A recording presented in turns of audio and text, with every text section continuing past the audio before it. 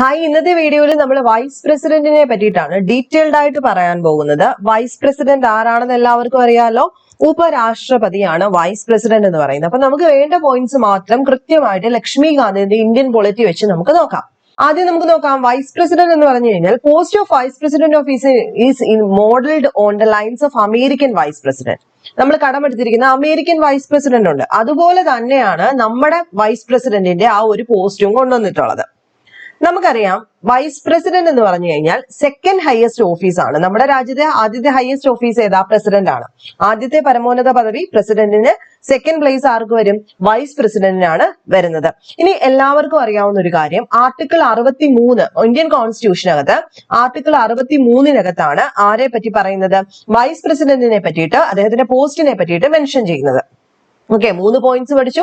The post of vice president of India is modelled on the lines of American vice president. എന്താ പറഞ്ഞത്? Vice president, ഇന്ത്യയുടെ vice president എന്ന് പറയുന്നത് second highest office ആണ്. രാജ്യത്തെ second highest office ആണ്. അഥവാ രാഷ്ട്രപതി കഴിഞ്ഞുള്ള ഇന്ത്യയുടെ പരമോന്നത പദവിയാണ് ഉപരാഷ്ട്രപതി. ആർട്ടിക്കിൾ 63 പ്രകാരം ഇന്ത്യക്ക് ഒരു ഉപരാഷ്ട്രപതി ഉണ്ടായിരിക്കണം എന്ന് അനുശാസിക്കുന്ന ഭരണഘടനാ ആർട്ടിക്കിൾ ആണ് ആർട്ടിക്കിൾ 63 എന്ന് പറയുന്നത്. ഇത്രയും സംശയമില്ലല്ലോ. ഇനി നമ്മൾ പഠിക്കുന്ന പ്രധാനപ്പെട്ട കാര്യം എന്താ? രാജ്യസഭയുടെ അധ്യക്ഷനാണ് ഉപരാഷ്ട്രപതി, അല്ലെ? രാജ്യസഭയുടെ അധ്യക്ഷനാണ് ഉപരാഷ്ട്രപതി. ഉപരാഷ്ട്രപതി ആവാൻ വേണ്ട കുറഞ്ഞ പ്രായം 35 വയസ്സാണ്, അല്ലെ? അതുപോലെ ഉപരാഷ്ട്രപതിയെ തിരഞ്ഞെടുക്കുന്ന ലോക്സഭയിലെയും രാജ്യസഭയിലെയും മുഴുവൻ അംഗങ്ങൾ ചേർന്നാണ്. ഇതൊക്കെ PSCയുടെ ഏറ്റവും ബേസിക് ആയിട്ടുള്ള ചോദ്യങ്ങളാണ്, അല്ലെ? ഉപരാഷ്ട്രപതി ആവാൻ 35 വയസ്സ് വേണം. ഇന്ത്യൻ സിറ്റിസൺഷിപ്പ് ഉണ്ടായിരിക്കണം, അല്ലെ? ഇന്ത്യൻ സിറ്റിസൺ ആയിരിക്കണം. രാജ്യസഭയിലേക്ക് തിരഞ്ഞെടുക്കപ്പെടുന്നതിനുള്ള യോഗ്യത എന്തൊക്കെയാണോ അതൊക്കെ ഉണ്ടായിരിക്കണം. കേന്ദ്ര സംസ്ഥാന ഗവൺമെന്റുകളുടെ കീഴിൽ ആദായകരമായിട്ടുള്ള ഒരു പദവിയും വഹിക്കുന്ന വ്യക്തി ആയിരിക്കരുത്. ഇതൊക്കെ വൈസ് പ്രസിഡന്റിനെ പറ്റിയിട്ട് ബേസിക് ആയിട്ട് നമുക്ക് അറിയാവുന്ന കാര്യങ്ങളാണ്. മനസ്സിൽ വെച്ചേക്കാ, താഴോട്ട് പറയാം. നെക്സ്റ്റ് നോക്കിയേ, നമ്മുടെ ഇന്ത്യയുടെ ആദ്യത്തെ വൈസ് പ്രസിഡന്റ് ആയിരുന്നു ആര്? സർവേപ്പള്ളി രാധാകൃഷ്ണൻ. ഡോക്ടർ എസ് രാധാകൃഷ്ണൻ ആണ് ഫസ്റ്റ് ഇന്ത്യൻ വൈസ് പ്രസിഡന്റ് എന്ന് പറയുന്നത്. ഇന്ത്യയുടെ ആദ്യത്തെ വൈസ് പ്രസിഡന്റ് ആയിരുന്നു ഡോക്ടർ എസ് രാധാകൃഷ്ണൻ, ആണല്ലോ. ഇനി തെരഞ്ഞെടുക്കപ്പെട്ടിട്ടുള്ള ആദ്യത്തെ ഉപരാഷ്ട്രപതി ഏതാണെന്ന് ചോദിച്ചാലോ? ഡോക്ടർ സക്കീർ ഹുസൈൻ ആണ്. തെരഞ്ഞെടുക്കപ്പെട്ട ആദ്യത്തെ ഉപരാഷ്ട്രപതി ഡോക്ടർ സക്കീർ ഹുസൈനും first Indian vice president doctor S രാധാകൃഷ്ണനുമാണ്. നിലവിൽ ആരാ? 2022 തൊട്ട് നിലവിൽ ജഗ്ദീപ് ആണ്. ഓക്കെ, ജഗ്ദീപ് ധൻകർ ആണ് നിലവിലത്തെ വൈസ് പ്രസിഡന്റ് എന്ന് പറയുന്നത്. ഇത്രയും കാര്യത്തിനകത്ത് സംശയമില്ലെന്ന് വിശ്വസിക്കുന്നു. അപ്പൊ ഈ പറഞ്ഞില്ലേ, തെരഞ്ഞെടുക്കപ്പെട്ടതെന്ന് പറയുമ്പം തെരഞ്ഞെടുക്കാതെ, അതായത് എതിരില്ലാതെ തെരഞ്ഞെടുത്ത കുറച്ച് ഉപരാഷ്ട്രപതിമാരുണ്ട്. അതിനകത്ത് ഒന്നാമത്തെ ആള് നമ്മുടെ ആദ്യത്തെ രാഷ്ട്രപതി doctor S Radhakrishnan, 2 Muhammad Hidayatullah, 3 doctor Shankar Dayal Sharma. അതുപോലെ നമുക്ക് എപ്പോഴും ഓർമ്മയുള്ള അല്ലെങ്കിൽ എപ്പോഴും ചോദിക്കുന്ന ഒരു ഫാക്ട് ആണ്, രാഷ്ട്രപതിയായിട്ടുള്ള ആദ്യത്തെ മലയാളി ആരായിരുന്നു? KR നാരായണനാണ്, അല്ലെ? KR നാരായണനാണ് നമ്മുടെ മലയാളി ആയിട്ടുള്ള ആദ്യത്തെ ഉപരാഷ്ട്രപതി എന്ന് പറയുന്നത്. ഇപ്പൊ നമ്മൾ പറഞ്ഞു ജഗ്ദീപ് ധൻകർ ആണ്. 2022 അദ്ദേഹം കയറിയത്. ഇത് 14ാമത്തെ ഉപരാഷ്ട്രപതിയാണ്. 14th വൈസ് പ്രസിഡന്റ് ആണ് നിലവിലുള്ള ജഗ്ദീപ് ധൻകർ. ഓക്കെ ആണല്ലോ. അപ്പം ഇത്രയും പോയിന്റ്സ് നമ്മുടെ മനസ്സിൽ വേണം. ബാക്കി നമുക്ക് നോക്കാം. അപ്പൊ നമ്മളോട് ചോദിച്ചിരിക്കുന്നത് ഇലക്ഷൻ ചോദിച്ചിട്ടുണ്ട്. ഇലക്ഷൻ പവർ ആൻഡ് ഫങ്ഷൻസ് പഠിക്കാനാണ് പറഞ്ഞിരിക്കുന്നത്. ഇലക്ഷൻ ഓഫ് വൈസ് പ്രസിഡന്റ് ആണ് ചോദിച്ചിരിക്കുന്നത്. എങ്ങനെയാണ് ഇദ്ദേഹത്തിന്റെ ഇലക്ഷൻ പ്രൊസീഡിങ്സ് ഒക്കെ നടക്കുന്നത് എന്ന് ചോദിക്കുമ്പം നമുക്ക് പല രീതിയിൽ ഇതിന് ആൻസർ പറയാം. ഈ പറഞ്ഞതുപോലെ തന്നെ ആദ്യമേ നമ്മൾ പറഞ്ഞു, തെരഞ്ഞെടുക്കുന്നത് ലോക്സഭയിലെയും രാജ്യസഭയിലെയും മുഴുവൻ അംഗങ്ങൾ ചേർന്നിട്ടാണെന്ന് പറഞ്ഞു, അല്ലെ? അപ്പൊ നോക്കിക്കേ, there is no direct election for the vice president of India. However, he or she is indirectly elected by an electoral college, അല്ലെ? അപ്പൊ നമ്മൾ പറഞ്ഞു ലോക്സഭ രാജ്യസഭ മുഴുവൻ അംഗങ്ങൾ ചേർന്ന് ഇദ്ദേഹത്തെ ഇലക്ട് ചെയ്യുക. ഡയറക്റ്റ് ജനങ്ങളല്ല എടുക്കുന്നത്. സോ ഇൻഡയറക്റ്റ് ഇലക്ഷൻ ആണ്. ഇലക്ടറൽ കോളേജ് ഉണ്ട്.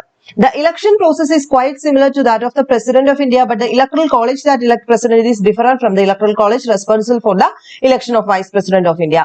എന്താ നമ്മുടെ പ്രസിഡന്റിന്റെ ഇലക്ടറൽ കോളേജുകൾ ആരൊക്കെയാണെന്ന് നമ്മൾ കഴിഞ്ഞ ക്ലാസ്സിൽ പഠിച്ചു, അല്ലെ? അദ്ദേഹത്തെ സെലക്ട് ചെയ്യുന്ന സമയത്ത് ആരൊക്കെയാണ് ഉണ്ടായിരിക്കേണ്ടത് എന്ന് നമ്മൾ ഇലക്ടറൽ കോളേജിൽ ആരൊക്കെ വേണമെന്ന് പഠിച്ചിട്ടുണ്ട്. എന്നാൽ അവിടെ നിന്നും വ്യത്യസ്തമായിട്ട് വൈസ് പ്രസിഡന്റിനെ തെരഞ്ഞെടുക്കുന്ന ഇലക്ടറൽ കോളേജ് എന്ന് പറഞ്ഞു കഴിഞ്ഞാൽ വേറെയാണ്. ആദ്യമേ ഇപ്പൊ പറഞ്ഞില്ലേ ആരൊക്കെ ലോക്സഭയിലെയും രാജ്യസഭയിലെയും മുഴുവൻ അംഗങ്ങളാണെന്ന്. ഇനി നോക്കിക്കേ, the difference between the electoral college that elect president and one electing vice president of is given below. Okay, the electoral college for vice president both elected and nominated members of both the houses of parliament take part. In presidential election nominated members are not a part of the electoral college. അല്ലെ, അവിടെ പഠിച്ചില്ലേ? Nominated മെമ്പേഴ്സിനെ നമ്മൾ പ്രസിഡന്റിന്റെ സെലക്ഷനകത്ത് എടുക്കാറില്ല, electoral കോളേജിൽ എടുക്കാറില്ല. എന്നാൽ vice പ്രസിഡന്റിന്റെ കേസിൽ മുഴുവൻ അംഗങ്ങളെയും, both elected, nominated, Lok Sabha, Rajya Sabha മുഴുവൻ മെമ്പേഴ്സിനെയും ആ ഒരു ഇലക്ടറൽ കോളേജിൽ എടുക്കും.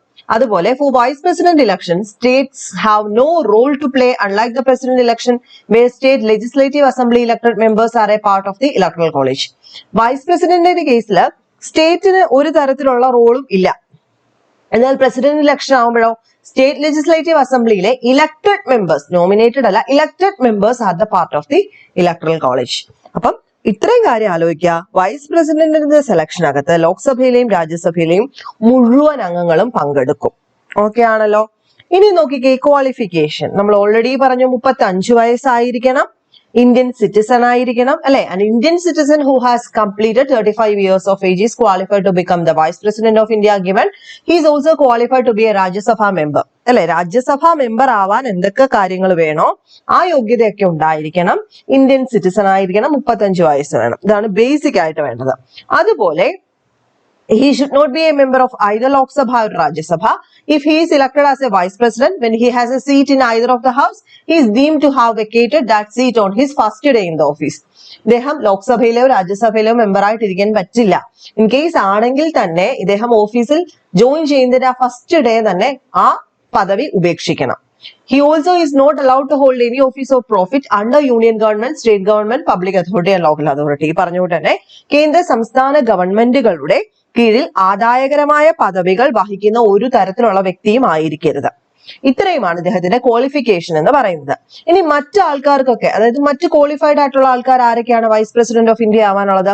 ഒന്ന് sitting president of India. Already sitting പ്രസിഡന്റിന്, സിറ്റിംഗ് ആയിട്ടുള്ള രാഷ്ട്രപതിക്കാവാം, സിറ്റിംഗ് വൈസ് പ്രസിഡന്റ് ഓഫ് ഇന്ത്യക്കാവാം, ഗവർണർ ഓഫ് സ്റ്റേറ്റിനാവാം, MPs ഓർ MLAs. ഇത്രയും വ്യക്തികൾക്ക് ക്വാളിഫിക്കേഷൻ ഉണ്ട് ആരാവാം? വൈസ് പ്രസിഡന്റ് ആവാൻ. ഇനി ടേം ഓഫ് ഓഫീസ് പറയുന്ന സമയത്ത് എത്ര വർഷമാണ് ഇദ്ദേഹത്തിന്റെ കാലാവധി എന്ന് പറയുന്നത്? 5 വർഷമാണ് കാലാവധി. From the date he enters his office, vice president hold the position for 5 years. He can resign before 5 years by handing over his resignation to the president. The other way where a vacancy is created, the office of vice presidents are given below. 5 വർഷം പൂർത്തീകരിക്കാം, 5 വർഷം പൂർത്തീകരിച്ചിട്ട് ഇറങ്ങണം. അല്ല എന്നുണ്ടെങ്കിൽ അതിന് മുൻപേ അദ്ദേഹത്തിന് resignation കൊടുക്കണമെങ്കിൽ അത് ആർക്ക് കൊടുക്കണം? പ്രസിഡന്റ് ആയി കൊടുക്കണം. ഇതൊന്നും അല്ലാതെ കുറച്ച് കാര്യങ്ങൾക്കായിട്ട്, അതായത് മറ്റു ഏതൊക്കെ സാഹചര്യങ്ങളിലാണ് ഇദ്ദേഹത്തിന് ഒഴിവാവാൻ പറ്റുന്നത്? ഓക്കെ, അങ്ങനെ ഒഴിവാവാൻ പറ്റുന്ന സാഹചര്യങ്ങൾ, when he complete his term of 5 years, 5 വർഷം പൂർത്തിയാവാം, സ്വന്തമായിട്ട് റിസൈൻ ചെയ്യാം, ഇദ്ദേഹത്തെ റിമൂവ് ചെയ്യുകയാണെങ്കിൽ, അതുപോലെ മരണപ്പെടുകയാണെങ്കിൽ, അതുപോലെ ഇദ്ദേഹത്തിന്റെ ഇലക്ഷനെ അംഗീകരിക്കാത്തൊരവസ്ഥ വരെയാണ്, ഡിക്ലെയർഡ് വോയിഡ് ആയിട്ട് വരുന്ന അവസ്ഥയിലും വേക്കന്റ് ആയിട്ട് വരാം. ഓക്കെ ആണല്ലോ. ഇനി റിമൂവൽ എന്ന് പറയുമ്പോൾ നമ്മൾ പ്രസിഡന്റിന്റെ കേസിൽ ഇംപീച്ച്മെന്റ് പറയും. പക്ഷേ വൈസ് പ്രസിഡന്റിന്റെ കേസിൽ ഫോമൽ ഒരു ഇംപീച്ച്മെന്റ് മൂവ്മെന്റ് ഒന്നും ഇല്ല. Rajya Sabha simply can pass A resolution with a majority and Lok Sabha can pass it. എങ്ങനെയായിരിക്കും? അതായത് ഉപരാഷ്ട്രപതിയെ തൽസ്ഥാനത്ത് നിന്ന് നീക്കം ചെയ്യുന്നതിന് നിലവിലുള്ള ആകെ അംഗസംഖ്യയുടെ ഭൂരിപക്ഷത്തിൽ രാജ്യസഭ ഒരു പ്രമേയം പാസാക്കുകയും ലോക്സഭ ഇത് അംഗീകരിക്കുകയും ചെയ്യാം. എന്താ പറഞ്ഞത്? രാജ്യസഭ നിലവിലുള്ള ഭൂരിപക്ഷം ഉണ്ടല്ലോ, ആ നിലവിലുള്ള ആകെ അംഗങ്ങളുടെ ഭൂരിപക്ഷത്തിൽ രാജ്യസഭ ഒരു റെസൊല്യൂഷൻ പാസാക്കുകയും ഇത് ലോക്സഭ അംഗീകരിക്കുകയും ചെയ്യുകയും വേണം. ഓക്കെ ആണല്ലോ. അങ്ങനെയാണെങ്കിൽ ഇദ്ദേഹത്തെ റിമൂവ് ചെയ്യാം. Unlike the president of India who can be impeached on the ground of violation of constitution. അല്ലെ, എപ്പോഴെങ്കിലും ഒക്കെ കോൺസ്റ്റിറ്റ്യൂഷൻ വയലേറ്റ് ചെയ്താൽ പ്രസിഡന്റിനെ ഇംപീച്ച് ചെയ്യാന്ന് നമ്മൾ പഠിച്ചിട്ടുണ്ട്. പക്ഷെ ഒരു തരത്തിലും കോൺസ്റ്റിറ്റ്യൂഷനിൽ എവിടെയും വൈസ് പ്രസിഡന്റിനെ ഇങ്ങനെ മെൻഷൻ ചെയ്തിട്ടില്ല. There is no ground mention in the constitution for the removal of vice president of India. Okay, അപ്പൊ റിമൂവ് ചെയ്യുന്ന അറിയാമല്ലോ. ഇനി രാഷ്ട്രപതിയെ നീക്കം ചെയ്യുന്നതിനുള്ള പ്രമേയം രാജ്യസഭയിൽ അവതരിപ്പിക്കുന്നതിന് 14 ദിവസത്തെ മുൻകൂർ നോട്ടീസ് ആർക്ക് കൊടുക്കണം? ഉപരാഷ്ട്രപതിക്ക്. രാഷ്ട്രപതി അല്ല കേട്ടോ, ഉപരാഷ്ട്രപതിക്ക് കൊടുക്കണം. അപ്പൊ ഉപരാഷ്ട്രപതിയെ നീക്കം ചെയ്യുന്നതിനുള്ള പ്രമേയം രാജ്യസഭയിൽ അവതരിപ്പിക്കുന്നതിന് 14 ദിവസത്തെ മുൻകൂർ നോട്ടീസ് അദ്ദേഹത്തിന് നൽകണം. ഓക്കെ ആണല്ലോ. ഈ പറഞ്ഞതുപോലെ തന്നെ ഉപരാഷ്ട്രപതി സ്ഥാനത്തേക്ക് ആകസ്മിക ഒഴിവ് വരികയാണെന്ന് വെച്ചോ, പെട്ടെന്ന് മരിച്ചുപോയി, അങ്ങനെ എന്തെങ്കിലുമൊക്കെ കേസ് വരികയാണെങ്കിൽ കഴിവതും നേരത്തെ പുതിയ ഉപരാഷ്ട്രപതിയെ തെരഞ്ഞെടുത്തിരിക്കണം എന്നും പറയുന്നുണ്ട്. ഇനി power and functions of vice president ആണ്. നമ്മളിപ്പോ ഓൾറെഡി പറഞ്ഞു, ex officio chairman of Rajya Sabha. Rajya Sabha സമ്മേളനങ്ങളിൽ അധ്യക്ഷത, രാജ്യസഭയുടെ അധ്യക്ഷനാണ് അദ്ദേഹം. He acts as the ex officio chairman of Rajya Sabha. In this capacity, his powers and functions are similar to those of the Speaker of Lok Sabha. ലോക്സഭയിലെ speaker എന്താണോ അദ്ദേഹത്തിന്റെ അതേ പവറും ഫംഗ്ഷനും തന്നെയായിരിക്കും ഇദ്ദേഹത്തിന്. ഓക്കെ, അതുപോലെ നമ്മൾ ഓൾറെഡി പറഞ്ഞു അമേരിക്കൻ വൈസ് പ്രസിഡന്റിന്റെ ആ ഒരു സംഭവമാണ് നമ്മൾ കടമെടുത്തിരിക്കുന്നത്. ഇനി he acts as a president when a vacancy occurs in the office of president due to his resignation, removal, death or otherwise. President ഇല്ലാത്ത അവസ്ഥയിൽ, രാഷ്ട്രപതിയുടെ അഭാവത്തിൽ അദ്ദേഹത്തിന്റെ ചുമതല എന്തൊക്കെയുണ്ടോ അതെല്ലാം നിർവഹിക്കുന്ന ആരായിരിക്കും? വൈസ് പ്രസിഡന്റ് ആയിരിക്കും. The election of a person as a vice president cannot be challenged on the ground that the electoral college was incomplete. ഒരിക്കലും നമ്മൾ പറഞ്ഞില്ലേ ഇലക്ട്രൽ കോളേജ് ആണ് സെലക്ട് ചെയ്യുന്നതെന്ന് പറഞ്ഞില്ലേ. അപ്പൊ election of person as a vice president cannot be challenged. Electoral college incomplete ആണ് എന്നുള്ള പേരിൽ ഒരിക്കലും ഇദ്ദേഹത്തിന്റെ ആ ഒരു ഇലക്ഷനെ ചാലഞ്ച് ചെയ്യാൻ പറ്റില്ല. If the election of a person as a vice president is declared void by the Supreme Court, act done by him before the date of such declaration of the Supreme Court are not valid.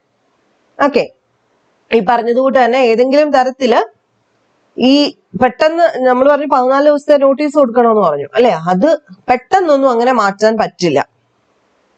അത് supreme കോടതി അല്ലെങ്കിൽ പറയണം. Okay, അടുത്ത articles ആണ് നമ്മൾ പറയാൻ പോകുന്നത്. ഇദ്ദേഹവുമായിട്ട് ബന്ധപ്പെട്ട പ്രധാനപ്പെട്ട ആർട്ടിക്കിൾ നമ്മൾ പറഞ്ഞു 63 ആണ് ഇന്ത്യക്ക് ഒരു ഉപരാഷ്ട്രപതി വേണം എന്ന് പറയുന്നത്. ഓക്കെ, 63 മറ്റ് 73 വരെയുള്ള 10 ആർട്ടിക്കിൾസ് ഏകദേശം ഇദ്ദേഹത്തെ തന്നെ പറ്റി പറയുന്നതാണ്. 63 തൊട്ട് 73 വരെ. 63 നമ്മൾ ഓൾറെഡി പറഞ്ഞു, there shall be a vice president of India. അതാണ് 63. ഒരാൾ വേണം. 64 വൈസ് പ്രസിഡന്റ് രാജ്യസഭയുടെ ചെയർമാൻ ആയിരിക്കും എന്ന് പറഞ്ഞു, ex official chairman of Rajya Sabha. Okay, അതാണ് അവിടെ പറയുന്നത്, ആർട്ടിക്കിൾ 64. പിന്നെ 65 പറയുന്നത് when acting as a president he does not function as a chairman of Rajya Sabha. In case president പോകുന്ന സമയത്ത് അദ്ദേഹം പ്രസിഡന്റ് ആവില്ലേ, അങ്ങനെ ആക്ട് ചെയ്യുന്ന സമയത്ത് ഒരിക്കലും ചെയർമാൻ ആവാൻ, രാജ്യസഭയുടെ ചെയർമാനായിട്ട് ഫംഗ്ഷൻ ചെയ്യാൻ പാടില്ല. 65 ഇവിടെ പറഞ്ഞാണ്. 65 vice president as acting president ആയിട്ട് ആക്ട് ചെയ്യണം. ആക്ട് ചെയ്യുന്ന സമയത്ത് അദ്ദേഹം രാജ്യസഭയിലെ ചെയർമാനായിട്ട് പോവരുത്. 66 ഇലക്ഷനെ പറ്റിയിട്ടാണ് പറയുന്നത്. വൈസ് പ്രസിഡന്റ് ഇലക്ഷൻ എങ്ങനെയായിരിക്കണം, അതുപോലെ തന്നെ അദ്ദേഹത്തിന്റെ ക്വാളിഫിക്കേഷൻ ഒക്കെ അവിടെ കൃത്യമായിട്ട് പറയുന്നുണ്ട്. 67 ടേം ഓഫ് ഓഫീസ് 5 വർഷമാണ് പറയുന്നത്. അതുപോലെ അദ്ദേഹത്തെ റിമൂവ് ചെയ്യുന്ന സമയത്ത് ഈ 14 ദിവസത്തെ നോട്ടീസ് കൊടുക്കുന്നതിനെ പറ്റിയിട്ട്. 68 വേക്കൻസീസ് ഇൻ ഓഫീസ്, അതായത് election must be held before the expiry of term. അദ്ദേഹം പൂർത്തിയാക്കുന്ന കാലാവധിക്ക് മുൻപ് തന്നെ ഇലക്ഷൻ നടത്തണമെന്നും. ഇനി vacancy occurs due to death, resignation, removal, election must be held as soon as possible. കുറച്ചു മുമ്പേ പറഞ്ഞുകൊണ്ട് തന്നെ അദ്ദേഹത്തിന്റെ ഓഫീസ് കാര്യമായിട്ടിരിക്കുന്ന സമയമാണ് എത്രയും പെട്ടെന്ന് നടത്തുക എന്നുള്ളതും. 5 വർഷം ഫുൾ ടേം കൊടുക്കണമെന്നുള്ളതും. 69 ഓത്ത് ഓഫ് ഓഫീസ് ആണ്. അദ്ദേഹത്തിന്റെ സത്യപ്രതിജ്ഞയുമായിട്ട് ബന്ധപ്പെട്ടതാണ്. അതായത് പ്രസിഡന്റ് ഓഫ് ഇന്ത്യ ആവുന്നതിന് മുൻപായിട്ട് ചെയ്യേണ്ട കാര്യങ്ങളെ പറ്റിയിട്ട്. അടുത്ത 70 അതർ കോണ്ടിജൻസീസിനെ പറ്റിയിട്ടാണ് പറയുന്നത്. 71 ഇലക്ഷൻ ഡിസ്പ്യൂട്ടുകളെ പറ്റിയിട്ടാണ് പറയുന്നത്. ഈ പറഞ്ഞുകൊണ്ട് തന്നെ dispute about election of president or vice president as decided by the supreme കോടതി. ഇപ്പൊ നമ്മൾ പറഞ്ഞില്ലേ സുപ്രീം കോടതിയാണ് ഫൈനൽ ഡിസിഷൻ എടുക്കുന്നത് എന്നുള്ള രീതിയിലാണ് 71 പറയുന്നത്. 72 പ്രസിഡന്റ്സ് പവർ ഓഫ് പാർഡൻ എന്ന് പറയുന്ന സംഭവമാണ്. ഓക്കെ ആണല്ലോ. അപ്പൊ 72, 73 ഒക്കെ ഡയറക്റ്റ് പ്രസിഡന്റ് ആണ്. നമ്മുടെ വൈസ് പ്രസിഡന്റുമായിട്ട് ബന്ധപ്പെട്ടത് മുകളിൽ പറഞ്ഞതൊക്കെയാണ്. അതുപോലെ 73 extend of union executive powers ആണ്. ഓക്കെ, അപ്പൊ ഇത്രയും കൂടെ ഒന്ന് നോക്കി വെക്കുക. മനസ്സിലായി എന്ന് വിചാരിക്കുന്നു. ഇത് കൂടുതലൊന്നും പഠിക്കാനില്ല. അപ്പൊ നെക്സ്റ്റ് വീഡിയോയിൽ കാണാം.